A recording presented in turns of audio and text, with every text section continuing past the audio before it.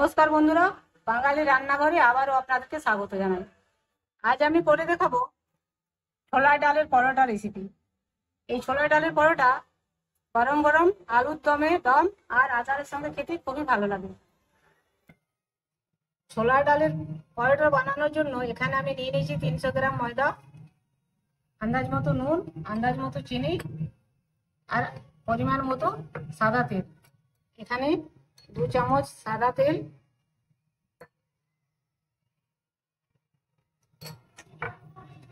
আন্দাজ মতো নুন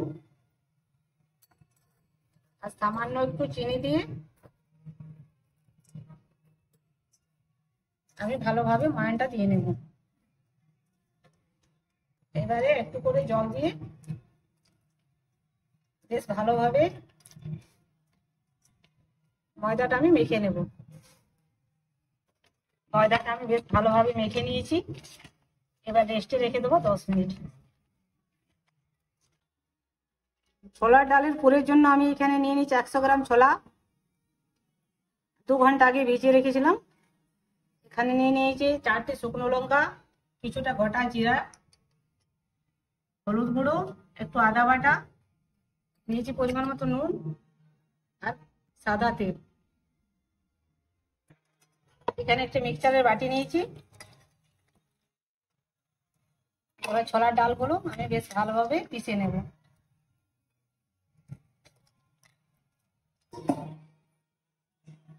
দিয়ে দেবো গোটা জিরে ও শুকনো লঙ্কা।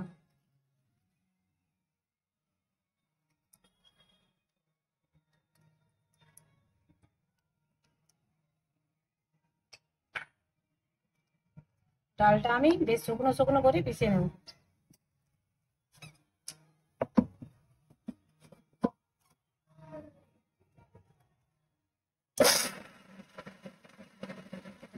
এবার আমি ছোলা ডালের পুরটা তৈরি করে নেব। কড়াই গরম করে দিয়ে দেবো সাদা তেল।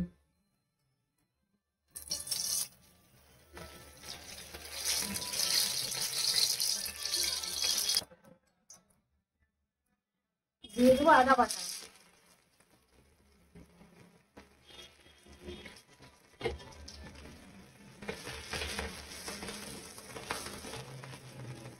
আদা বাটাটা আমি একটু ভেজে নেব।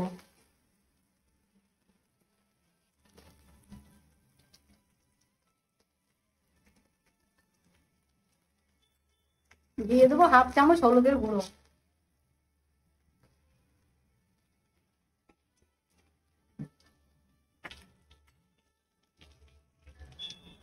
এবার দিয়ে দেবো 1/2 চামচ নুন।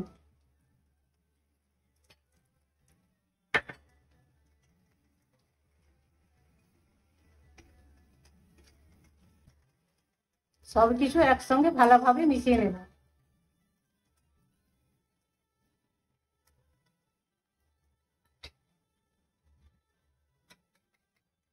এবার দিয়ে দেবো ছোলার ডাল বাটাটা।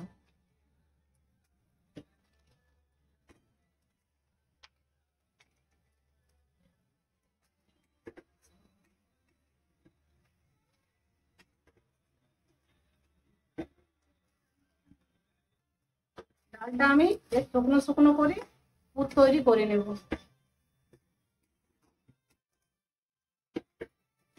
পুর আমার তৈরি হয়ে গেছে। এবার গ্যাসের ফ্লেমটা অফ করে দেবো। এবার একটু নামিয়ে একটু ঠান্ডা হতে দেবো। সমস্ত লিচিগুলো আমি কেটে নিয়েছি। এবার লিচির মধ্যে পুর করে নেব।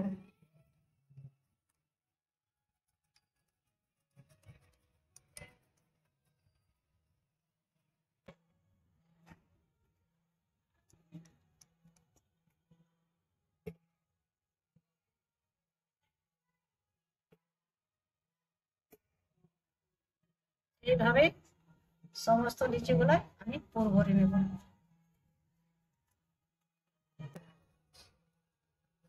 এবার শুকনো ময়দা ছড়িয়ে পরোটাগুলো আমি বেলে নেব।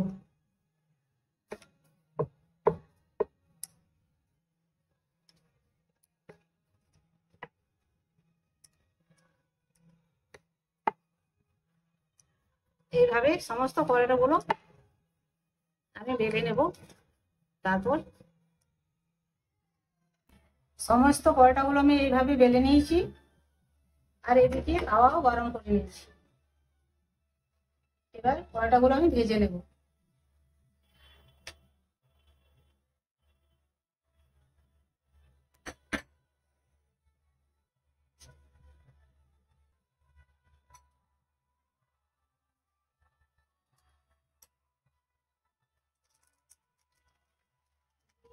সাদা তেল,